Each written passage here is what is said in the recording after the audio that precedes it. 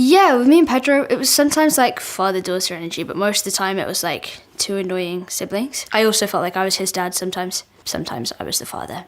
Most of the time, Pedro was the daughter. Why are you so important? I think what really impressed them was the fact that I didn't turn into a monster. Hello, I'm Bella Ramsey. I play Ellie in The Last of Us, and I'm going to be discussing some fan theories for Vanity Fair. Be warned, there are spoilers. There will be sensitive discussions. But, I mean, if you're worried about spoilers, you should go and watch the show before watching this. You should watch the show anyway. This was posted by Zmanate. Ellie isn't actually immune. The cordyceps are just acting really slowly, causing her to slowly go insane. It is well established that you quickly lose your mind before turning into a runner. This transition into insanity is usually extremely fast, but my theory is that with Ellie, it's extremely slow. This scares me. Oh, Ellie is definitely insane, but like, aren't we all? I'm a bit insane. Does that mean cordyceps is slowly growing in my body? Ellie's quite violent and quite like impulsive, which I guess the clickers sort of are. They're running purely on instinct. But I feel like that's just who she is, but maybe like that's amplified by the slow burning cordyceps. I don't really want to think about it. Yeah, I don't see why this couldn't be true. This is by GNU Linux. They may be able to cure humanity by infecting a generation of mothers. Ellie is immune because her mother was infected shortly before giving birth. Reproducing these circumstances would mean infecting every birthing mother, curing a generation of newborns. I feel like they've just solved the problem. They've just like saved the world with this theory. Like, this is genius. I mean, the mothers would have to consent and like be okay with being infected, but I feel like you'd get a good selection of people who would be up for it.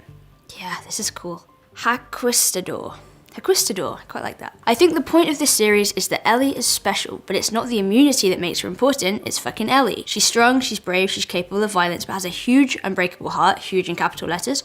Everyone sees it. Her principal back in the QZ, Riley, Marlene, Tess, Joel, David, everyone sees it, and almost everyone feels an intense instinct to protect her. I think that Ellie is going to grow into a leader who unites the survivors in a way that might most resemble some combination of Kathleen and her brother Michael. The only other outcome would have left the world quite possibly even worse off than it was before, and without Ellie. Joel made the right decision, even if for the wrong reasons, and he will never know why.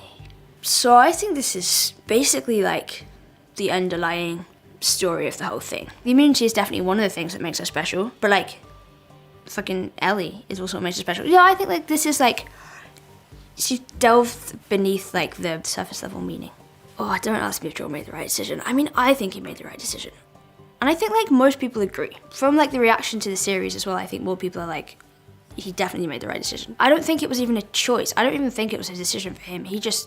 There was no other option other than to save her, because he did save the world, but like his world, that's so cringy, but it's kind of true. Klutzy _camp 6627. Marlene already knew Ellie was immune and used Riley to get her. In this theory, her character is even more integral to the story because she plays a more critical role, becoming more than Ellie's love interest. Riley unknowingly lays the seeds for motivating Ellie to sympathize with the Fireflies. Why would Marlene recruit a 16-year-old girl simply because, as Riley put it, Marlene was impressed by watching me sneak around? No, Riley was recruited because Marlene knew she was Ellie's roommate and close friend. Marlene already knew Ellie was immune before she got bitten by the fact that she told her Firefly subordinates not to kill her on the spot. She used Riley to get Ellie on board with the Fireflies. I don't want to believe this is true.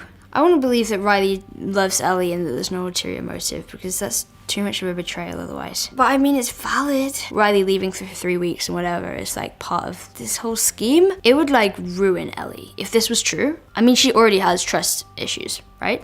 So this would just, I feel like she would never be able to trust anybody again. And I feel like her relationship with Joel would be different also because of that. Like if she found out that this was the case, like she'd start to question everything. Oh, no, I can't believe this. Now it's gonna play on my mind. This one was posted by Nova Euphoria. The Last of Us, Joel's real reason. Joel thought that sacrificing Ellie wasn't worth saving humanity. The same humanity that killed his daughter. The same people that kill each other every day. I think the giraffes symbolize true innocence, the vanishing grace of childhood. This is beautiful. When Joel looked back at the giraffes and they were almost gone, he realized that innocence has left this world, and the world needed innocence. People like Ellie. They didn't need a cure, because the cordyceps wasn't the real disease. It's what people have become. Yeah? Truth. I'm trying to think of like what the youth say, like when something's true. Oh, period. I feel like that episode with David and Ellie shows that humans are far scarier and capable of far worse damage because they also know what they're doing. Cordyceps are much more instinctive, so I feel like that's really the real fear. SL4G, which looks like slag. Am I allowed to say that? Okay, good. Maybe Joel is her actual dad. Whoa! That would have... No. How? That would have meant that Anna... Oh, yeah. I guess Joel is the age to be her dad. Whoa, this is blowing my mind a little bit. That meant, like, Anna and Joel would have hooked up somewhere. When? How? I don't want to think about that. Imagine if Joel is her actual dad. But, she doesn't really look like Sarah in any way. So I feel like they couldn't even be half sisters. Maybe they could. Maybe Joel is her dad. Uh-oh. I think Joel is inherently a good dad.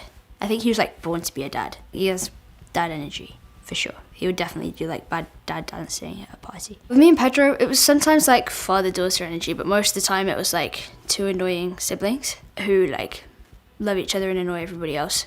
I also felt like I was his dad sometimes. I told him to like breathe. Like, it's okay. You're doing a good job. Take a breath. He also did that a lot to me. We were very, very equal on the father-daughter playing ground. This is why I say we're more like siblings. But he definitely like sometimes was like super dad to me, like super dad. This is by Throw the Clown Away 20. I really quite enjoy that name. I watched a TikTok this morning that theorized that the doctors the Fireflies employ are all med school dropouts. No trained, experienced doctor is going to be so impatient and or stupid that they'd get access to one immune person on Earth and just go, okay, let's hack up her brain and hope for the best. FFS. Brain biopsies are a thing that exists and don't require anyone to die, but you don't exactly learn to do that in your first year.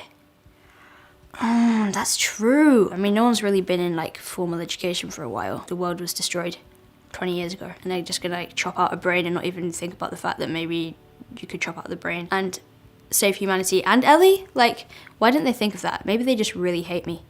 Okay, the next one. Macklin Vance said, I just realized. Another clue Ellie is immune. She's eating a breaded chicken sandwich, while Joel and Tess are eating beef jerky. If bread equals cordyceps, Ellie is casually flaunting her immunity in front of Joel and Tess. This could be an interesting thing. But I do think that one of the reasons Joel and Tess are eating beef jerky is just because like that's all they've got. I really don't know how they survived though. But the bread thing, I don't know if that's still the case. Like maybe cordyceps got into the initial like one batch of flour, but now more bread is being produced, new batches are being made that don't contain cordyceps, but can they really check for that? I don't know. At Evil Spork of Death. I haven't used a spork in so long. I interpreted Ellie cutting that zombie with her knife as her testing how human the guy is. She wanted to see the fungus to feel better about it really no longer being human. I think that this Ellie cutting the zombie with her knife, that scene, she's thinking of like Riley and Tess and being like, you killed Riley and Tess, essentially. Like the infected guy. It's like, even though it wasn't you, it was you. It's like your people, you killed them. It's like her first moment of real violence and like revenge. Yeah, she's kind of evil in that moment. I'm kind of into it. Thank you for watching me read these out and listening to my thoughts. Enjoy The Last of Us if you haven't seen it already, and watch out for season 2. It'll be a while, sorry.